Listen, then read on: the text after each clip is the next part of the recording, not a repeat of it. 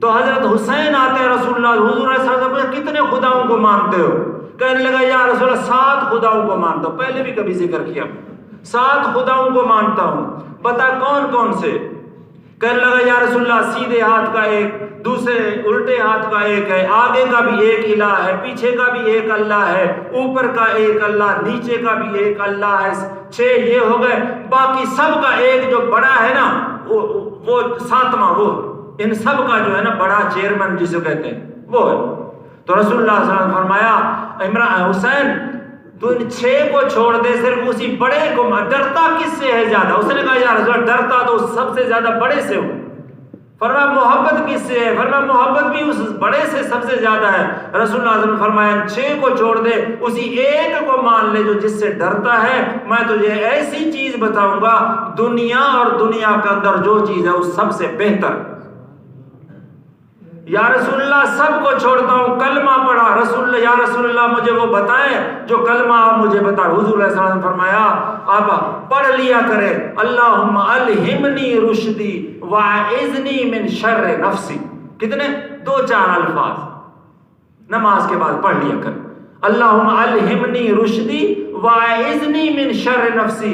اللہ میرے دل کے اندر ایسے خیالات ڈال، دین والے خیالات ڈال، اچھے ڈالتا رہے، کیونکہ ڈالنا تو میرے اللہ کا کام ہے نا، اور اللہ مجھے میرے شیطان جو نفس کھڑا ہوا نا اس کے شر سے مجھے بچا۔ عربی یاد نہیں دوستو، اتنا تو دعا میں کہہ سکتے ہیں فرض نماز کے بعد، اللہ مجھے شیطان کے شر سے، میرے شیطان یہ نفسی خواہشات سے مجھے بچا لے، اور مجھے اللہ مجھے ہدایت کا راستہ بتاتا ہے ہمیشہ، اللہ میں غافل نہ ہو جاؤں۔ حضور علیہ السلام نے 6 خدا چھڑوا کر ایک کلمہ عمران کے والد صاحب کو بتایا، اور وہ کامیاب ہوگا، وہ کامیاب ہوگا، اس کا بیٹا مسلمان ہوا، وہ کامیاب ہو گیا عمران۔ ہم اگر کلمہ اسی طرح پڑھیں گے، ایک ہی اللہ کو مانیں گے، تو انشاءاللہ ہم بھی کامیاب۔ ہاں دوستو کوئی ایسا مسئلہ نہیں، پہلے تو جادوگر اس لیے کہتے تھے نا کیونکہ سرداری ان کے پاس تھی، سرداری کی وجہ سے کہ ایسے بندے کو نبی کر کے بھیجا جس کے پاس پیسہ نہیں، دولت نہیں، اور ہے کچھ بھی نہیں ہے، اس کو اللہ نے نبی کر کے بھیجا۔ میرے اللہ کا یہی قانون ہے، غریبوں کے اندر بھائی دین آتا ہے، اسی لیے تو ہمیشہ غریبوں کے پاس دین آ رہا۔ میرے نبی غریب تھے، مسکین تھے، حضور کو پیسہ تھا، اللہ تعالیٰ نے تو حضور علیہ السلام فرماتے ہیں مجھے اللہ تعالیٰ نے حکم دیا ہے کہ میں یہ احد پہاڑ تمہیں سونے کا کر کے دے دوں۔ احد پہاڑ جو حاجی وہاں گئے ہوئے وہ دیکھ کر آئے، احد پہاڑ آپ تصویروں میں بھی دیکھتے ہیں۔ اللہ آپ کو ہمیں حرمین کی زیارت نصیب فرمائے۔ ہمارے بھائی ابھی یہ کل رات پہنچے ہیں، دعا فرمائے اللہ ان کے عمرے کو قبول فرمائے، اللہ ہمیں حرمین کی زیارت نصیب فرمائے۔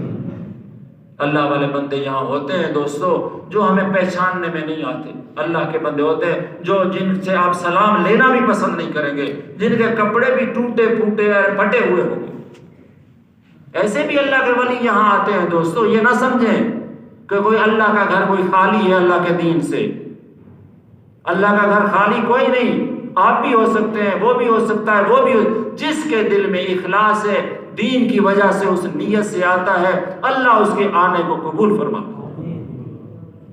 اور جو ایسے دیکھا دکھائی آتا ہے، اللہ ان کے صدقے ان کو بھی قبول فرماتا ہے۔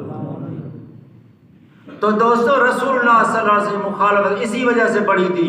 پھر حضور علیہ السلام جادوگر کہا، اور حضور علیہ السلام نے ایک ہی مسئلہ بتایا کہ مرنے کے بعد اٹھائے جاؤ اور حساب کتاب ہوگا۔ الدنیا مزرعۃ الآخرہ، یہ جو دنیا ہے یہ عمل کی جگہ ہے، اور اس کا ثمرہ اور پھل اور اس کا رزلٹ جو ہے آخرت میں ملنے والا ہے۔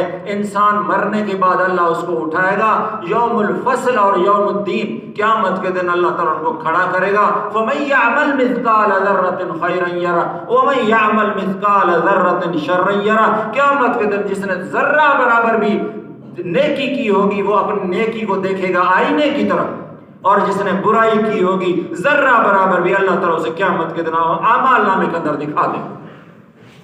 اللہ ہماری برائیوں کو معاف فرمائے، اللہ ہماری نیکیوں کو بڑھائے۔ آمین کہیں دوستو۔ تو حضور علیہ السلام نے دوستو جب بھی کوئی رسول اللہ صلی اللہ علیہ وسلم کے پاس بندہ آیا، حضور علیہ السلام نے پورا قرآن، کسی کو کچھ قرآن مجید کا سنایا، کسی کو کچھ قرآن مجید پاک کا سنایا، لیکن اکثر روایتوں میں آتا رسول اللہ صلی اللہ علیہ وسلم جو قرآن مجید کی آیتیں سنائی وہ قیامت کے بارے میں سنائی ان کو اکثر۔ اور آج کل ہمارے کورس کے اندر کہیں قیامت کا ذکر ہی نہیں۔